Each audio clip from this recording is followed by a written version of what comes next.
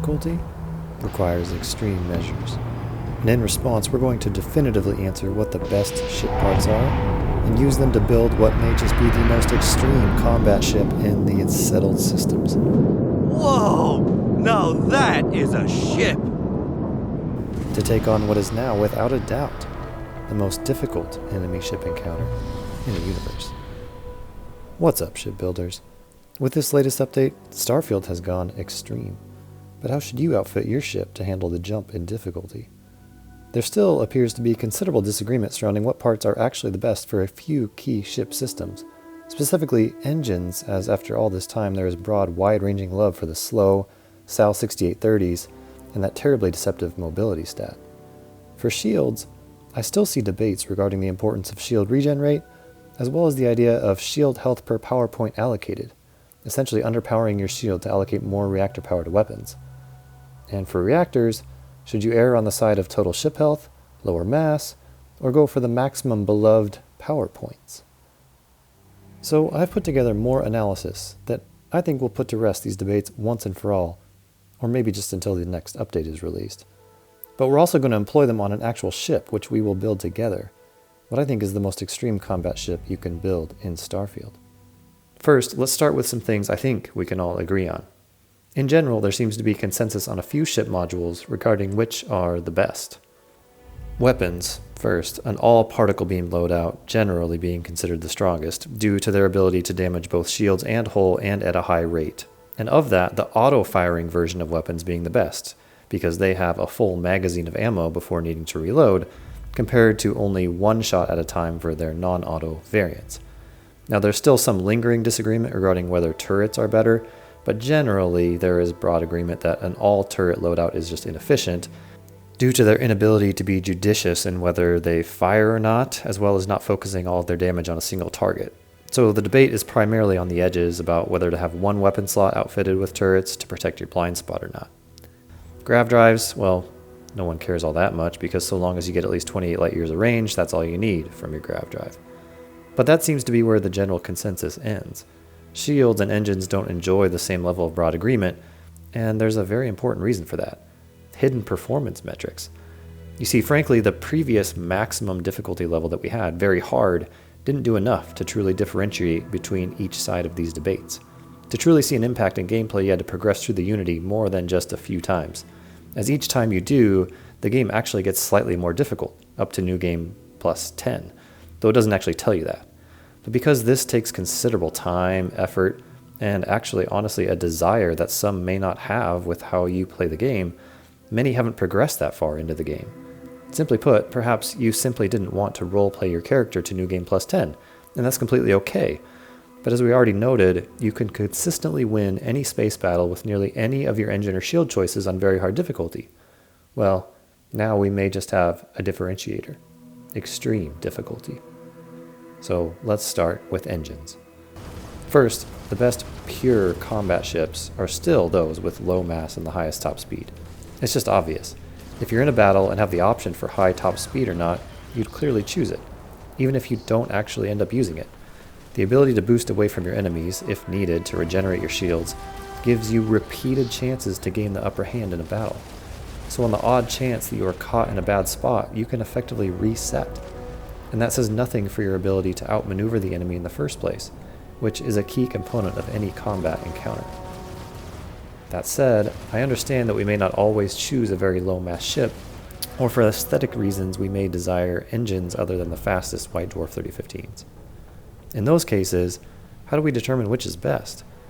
Unfortunately, the answer I see all too often is to look at the mobility statistic. We think as long as that's at 100, then we're good.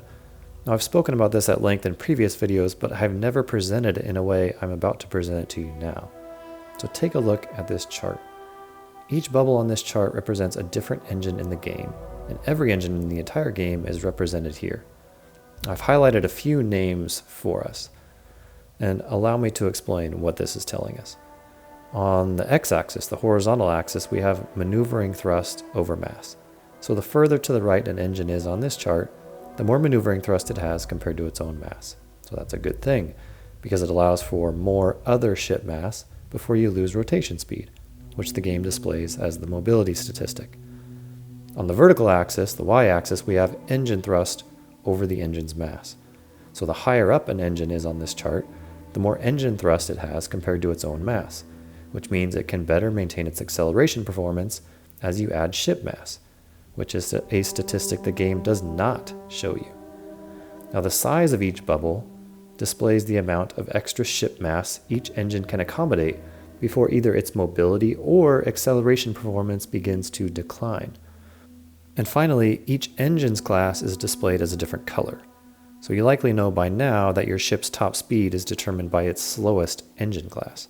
Class A being the fastest, Class C being the slowest, and the White Dwarf 3015s, which I've denoted here as X class, even though technically they're Class A, being the fastest of all by a large margin. Plus, the faster engines also have an even higher boost speed multiplier, making their maneuverability that much better.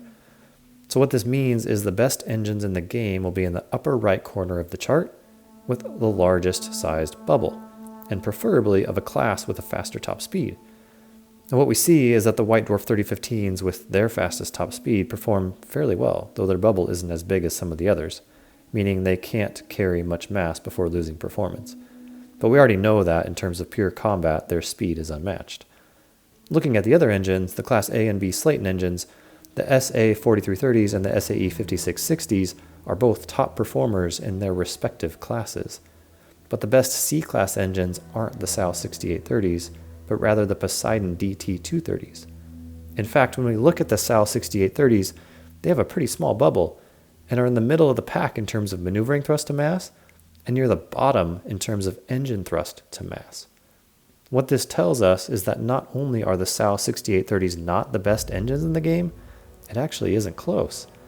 And that's because their mass is so high, especially after you add 6 of them to your ship. As a quick example, the way to think about the SAL 6830s versus the Poseidon DT 230s is that a single engine of each is about the same mass. The Poseidon produces about 2 times the engine thrust, but only 1.3 times the maneuvering thrust. The difference is magnified when you equip the full amount of each engine, 6 of the SAL 6830s compared to 3 of the Poseidons. You end up with nearly the same amount of engine thrust, but a fully equipped Poseidon ship has about 2/3 of the maneuvering thrust of a fully equipped SAL 6830 ship. The main kicker here is that a full set of Poseidons are half of the mass of a full set of 6830s. Now, having said all of that, I understand that there are ways to manipulate data to tell the story that you want to tell, and I want to make sure I'm being as transparent as possible with you.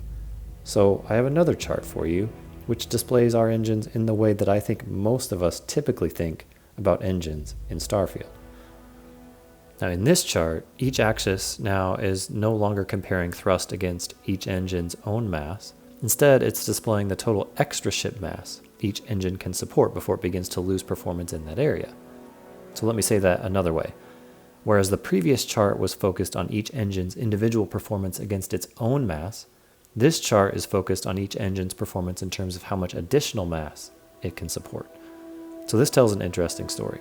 We see the SAL 6830s jump way out to the right, which clearly indicates their ability to maintain rotation speed when supporting large amounts of mass. But they're still near the bottom of the chart, meaning their acceleration is negatively impacted very quickly after adding just a little bit of ship mass. The Poseidon DT230s, as we saw previously, perform better pound for pound than the SAL 6830s and all other Class C engines. And the Slayton engines, the Class B SAE 5660s and the Class A SA 4330s, are some of the best performing engines in the entire game. And just because we can't move on without mentioning the SAL 6110s, the worst engine in the game, on both charts, and the fact that it is in the same family of engines as the SAL 6830s. What all of this points to is very clear. If you prioritize cargo on your ship, and I completely understand why you might want to do that, the only impact that cargo can have to your ship's combat performance is a negative one. I'll say that again, the only impact that additional mass has on your ship's combat performance is negative. If you do want some cargo, there are many, many better options than defaulting to the SAL 6830s, and the only real reason to choose them is if you want to have as much cargo as you possibly can. Now you can still build powerful ships that have cargo, it's simply a trade-off, that's okay. But in the hypothetical world we're all living in, a heavy ship performs worse than a lighter one. Pretty simple stuff, really. So I think that's enough about engines. Let's move on to shields. I published a video some time ago stating that shield health is the most important shield statistic, and after that would be the overall mass you're adding to your ship, because as we just discussed at length, mass impacts your engine performance. Shield regen rate, I said, did not matter at all. Now I've heard from a few of you that disputed that claim and said that regen rate is significant. And I've also said that shield health per power point allocated is also important. I actually went back and reperformed my shield tests, and I came to the exact same conclusion. But I also noticed something I didn't call out in my previous shield deep dive video. Shield health actually regenerates differently if you're in active combat versus when you're not. Now, in my efforts to have very controlled tests, I chose to damage my ships by ramming them into star stations, as I could control all the variables, especially not incurring additional damage from enemies that would reset my shield's cooldown timer. So the way shield regen rate works is actually a very simple percentage of health regenerated per second. So a 5% regen rate shield will regenerate 5% of shield health per second. Same applies for 6%, 7%, and 10% regen rate shields, except that percentage is the rate of regeneration when in combat. When you're out of combat, an extra 10% is added to that rate.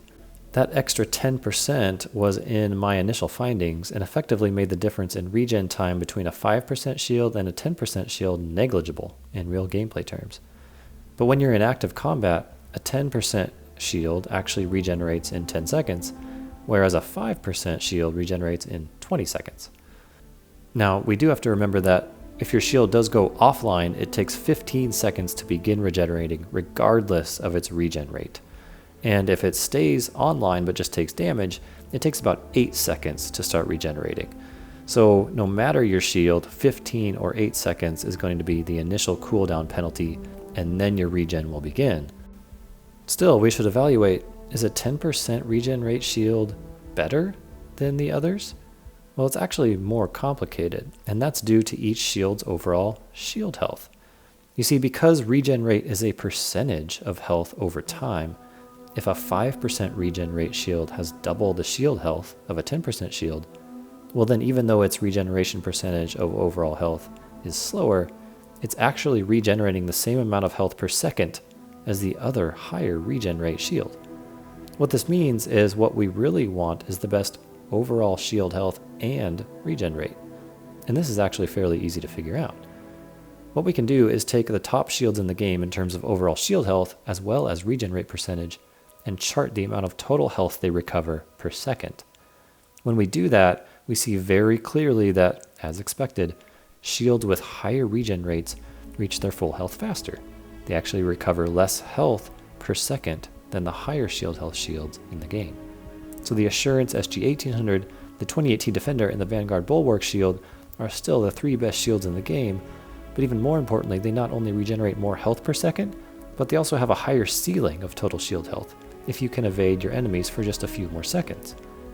Now this distinction gets even more exaggerated when you layer on top of it a maximized shield system skill tree and crew bonuses, which both apply a percentage increase to your total shield health. Now, the highest increased capacity is 60% from skills and another 20% from crew. So, as a quick math example, 80% of 100 is greater than 80% of 50. In fact, it's twice as much. Pretty obvious. So by having a shield with higher health to begin with, your extra health capacity is providing that much more additional health, which translates to even more regenerated health per second. And if we chart out what these shields regenerated with a fully maximized shield system skill, as well as the best crew member that boost your shield, plus equipping the special conduction grid ship part you can acquire during the Crimson Fleet questline, which increases the shield's regen rate by 25%, the difference is even more exaggerated. So to make this even more clear than the chart might point out, the difference in shield health between the 2018 Defender and the Osiris 2040B, both shields with 7% regen rates, Not only does the 28T Defender regenerate more health per second at every point along the chart, but at 12 seconds, when both are fully regenerated, the 28T Defender has more than 900 additional points of shield health. And the Assurance SG 1800 will end up having 1,000 more points of shield health. So that's more than the full amount of health of some shields in the entire game. Now, I can already hear the counter argument. Well, you have to fully power those shields with a maximum of 12 power points to get that much health, and there are other shields that have just as much shield health per power. They require less power, leaving more to put to weapons. So I'll humor that argument for a brief minute. But in all honesty, given what we've just discussed, the argument falls apart pretty quickly. I've already shown how those shields with lower power, specifically the Osiris 2040B, have much, much, much less shield health after the impact of skill and crew bonuses. But if you care about shield health per power, let's look at that just a bit more. The shield health per power of the Osiris 2040B shield, which requires 8 power points to fully power, is 124. It's a decent amount compared to the other shields in the game. For the Assurance, it's 133, it's 125 for the 28T Defender, and 121 for the Vanguard Bulwark. Now, after skill and crew bonuses, the Osiris shield health per power is 224, compared to 240 for the Assurance, 225 for the 28T Defender, and 218 for the Vanguard Bulwark, meaning nearly all of the other shields that have more total health, and significantly more after skill and crew bonuses, are also actually just as good or better in this area. So I don't think this is a valid argument. So with all this, what are the best shields in the game? I think it's the same we have said all along. The Assurance SG 1800, the 28T Defender, and the Vanguard Bulwark shield. I think you can make a strong case with all this info that the 28T Defender is actually the best all-around shield, given its 7% regen rate and second highest shield health in the game. Now, you also have to balance your overall ship mass, as well as consider whether or not your ship's engines can perform well enough, given their top speed and your overall ship mass, that your shields can even start to regenerate. Because regardless of which shield you choose, it takes a full 15 seconds for a shield to even begin recharging once it goes offline, and about 8 seconds to begin recharging if it is depleted but stays online. That makes the difference in regen time between the slowest and fastest regenerating shields even less significant in real gameplay terms. So now let's bring all of this together to build the most extreme combat ship we possibly can. Now, I've already done a build video where I attempt to do something similar, so we're going to steal some of those ideas as our foundation. Primarily the idea that we want the White Dwarf 3015s for their highest top speed and extremely high boost speed, and we want as few of them as we can get away with so that we can put reactor power to other areas. Ideally, we'd only need 2 of these engines, which would save us 6 power points. But what that means is we're limited to only 510 mass before we lose engine performance. 2 of these engines takes up 190 of that mass, so that leaves us with only 320 to play with. So we're going to use structural pieces and other pieces with the lowest mass we can possibly find. So for the cockpit, we're going to use the Viking CP100 cockpit, as it has the lowest mass of any cockpit in the game. For the landing bay, we're going to use the Hope 4 landing bay, as it only takes up 1 mass but critically has a lot of connector points, which we're going to need to fit the other ship parts. For our fuel tank, we're going to go with the Titan 450 HE3 tank. While not the most efficient fuel tank in terms of fuel to mass, it gives us just enough fuel to jump from one side of the galaxy to the other, and therefore is the lightest mass fuel tank we can get away with. And we're also going to put Sarah Morgan on our crew to cut down our fuel consumption even further. Now, I should mention, this is for a character with a maximized astrodynamic skill, which reduces our fuel consumption as much as possible. My character also obviously has piloting level 4, starship design rank 4, to use the best ship parts in the game. I've also maximized my other skills in the tech tree to get the most out of my ship parts, including shield systems, engine systems, targeting, and all of the ship weapon skills. Again, we're talking extreme here. Now for our shield, we're going with the 28T Defender, as I believe this is the best all-around shield in the game, given it's second highest in total health, second highest in regen rate, but clearly regenerates total gross health points faster than any other shield, and is also second highest in health per power point allocated. So if we do choose to underpower it, we're still getting top performance. For weapons, given we don't actually have that much mass to play with, we're actually going to have to be careful and watch the overall mass of our weapons. Usually that isn't a consideration, but again, extreme times, extreme measures. I'm going to try to fit 6 of the Vanguard Obliterator auto projectors. Each has a mass of 1, so as low as you can get for weapons. I'm also going to try to get the Exterminator 95 MEV auto Helion beams on this ship for their highest DPS output to both shields and hull. But perhaps even more important for both of these particle beam weapons is that the range of these weapons is the highest in the game, meaning we can engage enemies from farther away, giving us the upper hand. Now, we don't actually have much mass left to play with after we choose a Grav drive and Reactor, so we're going to choose those first and come back to the final weapon slot later. Now for the Grav drive, we're going to use the Helios 200 Grav drive, which gives us just enough jump thrust to reach any star system in the entire game while keeping our mass as low as possible. Now once I get the rest of the parts placed, you'll actually notice the jump range stat will go down to 27 light years, not 28, which I typically call out as what you need to go anywhere in the galaxy. But technically, it's actually a bit less than 28, but for ease of use, I just say that. Technically, the farthest jump range is like 27.244, but the game doesn't show you your jump range out that many decimals, so it's easier to just say 28.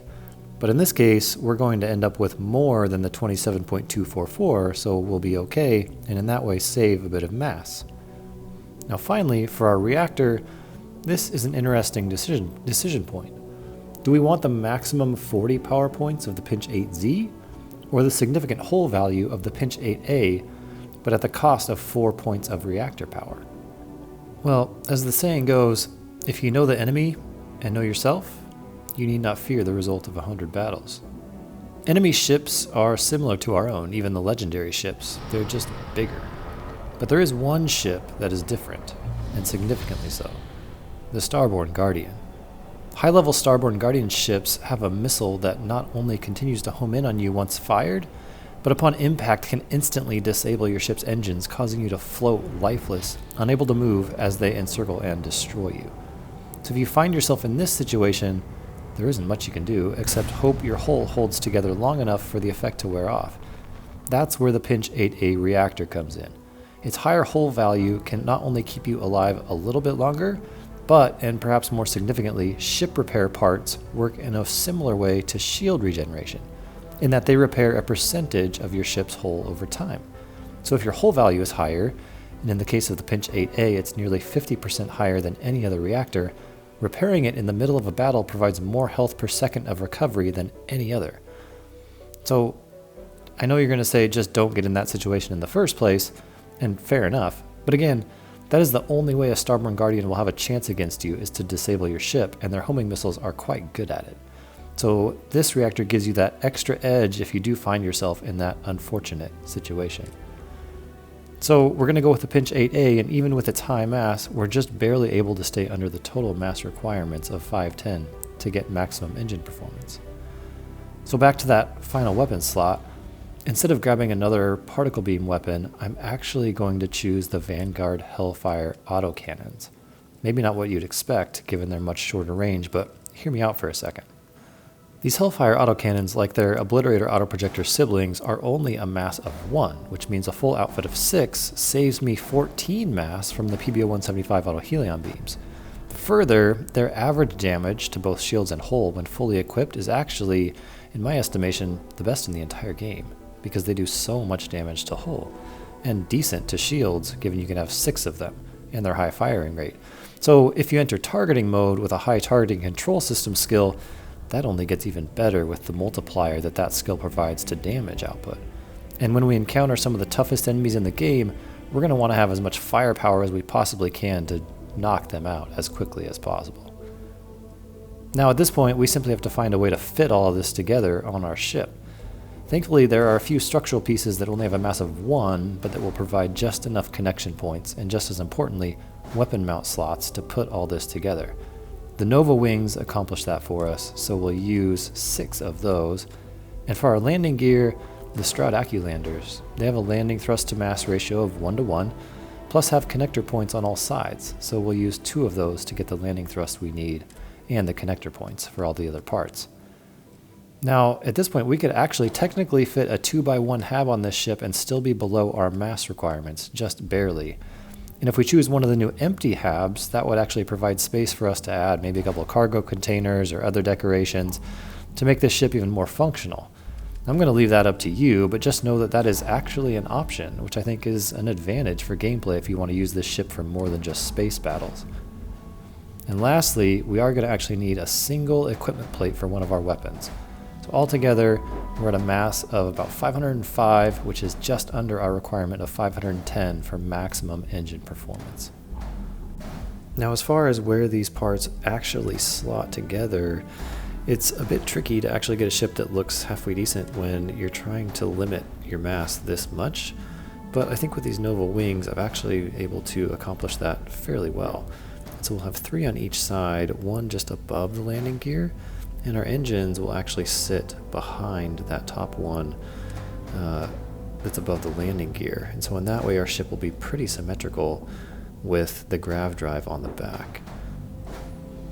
So those Nova wings will provide the majority of our weapon slots. Our cockpit also has actually 2 weapon slots underneath, and then we got that equipment plate on the top for 1 more.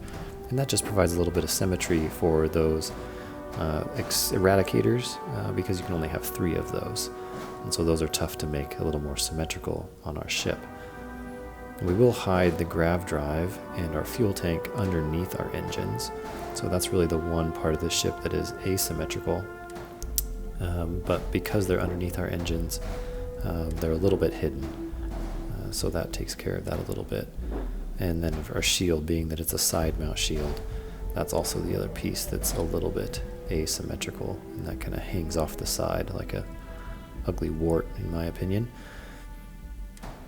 So for our weapon mounts, for some of these weapons you can't actually put them on the middle part of the Nova wings just because the fins on those wings come up pretty sharply, and so if a weapon is too long in the back, it will actually interfere with that. And so we're going to put these on the side, and then the Vanguard Obliterator auto projectors are pretty small, and so those will fit on the top of the wings. So we'll take advantage of that and put those on the top of each of our wings, since we have 6 wings and 6 Obliterator auto projectors.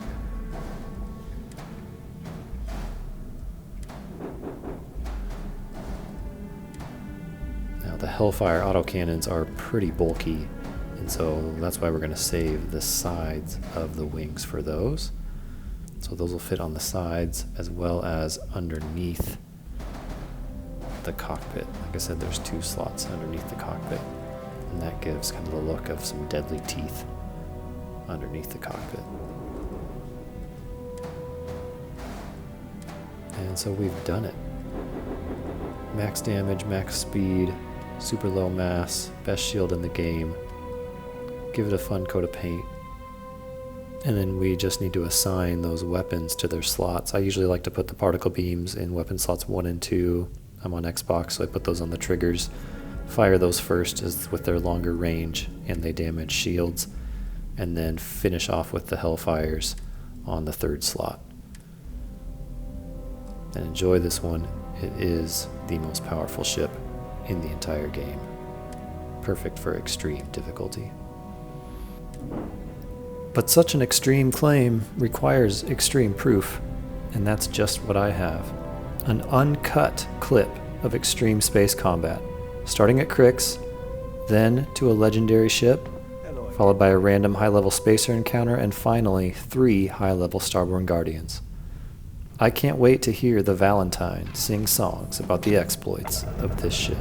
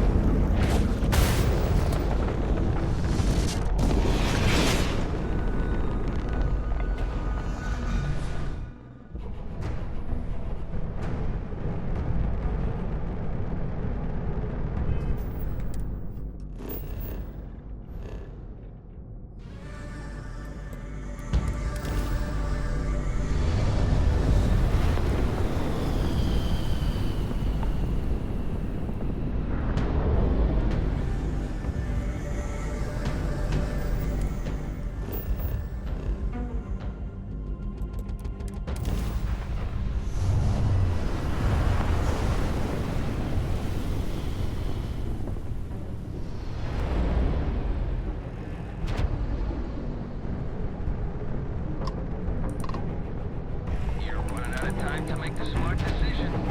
I guess we'll have to do this the hard way.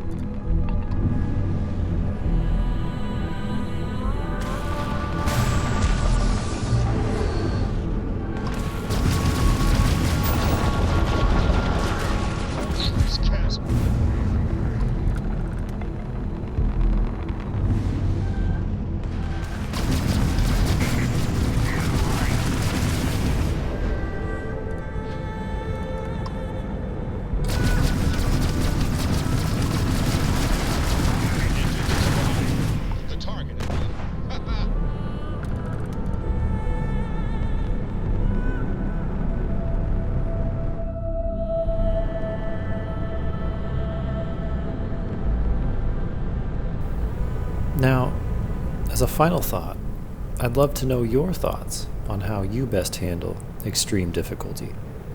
Is all of this overkill? Also, I have plans for some new build videos based on your requests, so please keep those coming. It's been a lot of fun to try out some of these more difficult builds. And until next time, keep building.